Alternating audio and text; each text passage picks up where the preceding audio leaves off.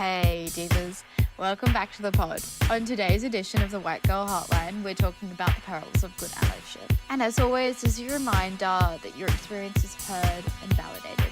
Allyship isn't easy, and we know the pressures of white privilege can be hard to navigate. Guys, before we get started today, I just wanted to address the elephant in the room, the new laws passed in the UK. As always, I never thought that J.K. Rowling could stoop lower, but apparently so. This is a message to all the dolls listening. You are loved, you are heard, and your identity is valid.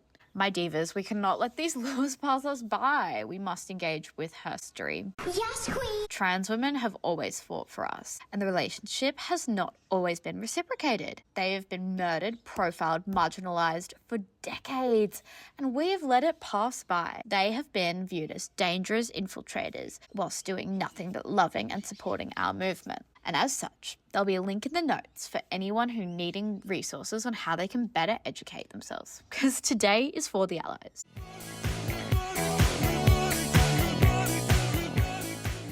I'd like to zero in today on the phenomenon of hate targeting white women within feminist spaces and the difficulty and the oppressive nature of this criticism. Now, what does this mean? Before I get into the nitty-gritty, I would like to acknowledge that as a white cis woman, my experience of intersectionality is different to other levels of oppression. But honestly, I've been thinking, we're always so eager to bash white women when honestly, I think we're doing the hardest work. Always engaging with the guilt and the privilege whilst men just walk by. Anyway, I know I'm not allowed to say this, but come on guys, I'm always saying the right things and it's exhausting. I get it. I've obviously never had to experience racism, but I'm growing tired of how wokeness is taking out the context of lived oppression. And, trying to tear down some tireless activists who are making more of a difference than some of you keyboard warriors. I know this can be really hard, but by putting in the work and educating ourselves, we can truly make a difference. Okay, now I'm going to address a concern that's come up within our community, okay? I can't even keep a straight face. Palestine. Now, I don't know who thought they needed my opinion on this issue, but I'm thick of you guys flooding my comments. All right, I'm not the voice of authority. I'm simply just a girl trying to explore feminism. I do not want to isolate my Jewish community who have been really troubled in this process. Moreover, if the government cannot decide how to approach this issue, why should I? You never ask people who exist in the male spaces to condemn this issue, and it physically pains me. I'm not the savior. It's bad, I guess, but there's pain on both sides. And anyway, I'm just sick of everyone flooding my comments. So there, I've said it. And you know what? Maybe I don't support.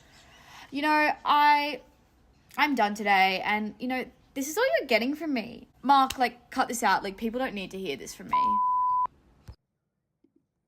The goal of this satire was to address how the co-option of individualization within the feminist movement has manifested itself within white-centric feminist ideology. I was influenced by podcasts such as The Red Scare, the Mamma Mia Network, and its meetings that serve to perpetuate this white feminist rhetoric. How I define this rhetoric is by moral positions guided by a notion that feminism means achieving equality with men within a patriarchy, mainly manipulated to serve capitalistic notions of success, which ignores how the hierarchical structure of the patriarchy conditions all citizens into oppressive binaries of gender and success.